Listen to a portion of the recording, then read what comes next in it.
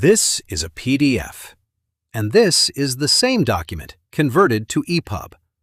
Watch what happens when I change the text size. That's the difference.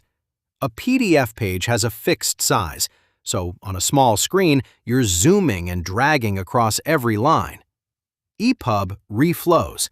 The text rewraps to fit whatever you're reading on, and you can set the font size yourself.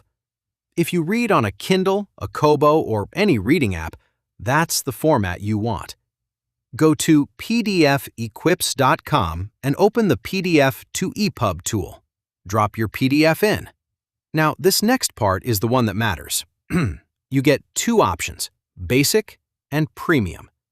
Basic gives you the text, but the formatting gets flattened. Premium keeps your headings, your chapter structure, and your images where they belong. Pick Premium.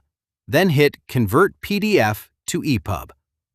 Download the converted EPUB file, and that's what you saw at the start.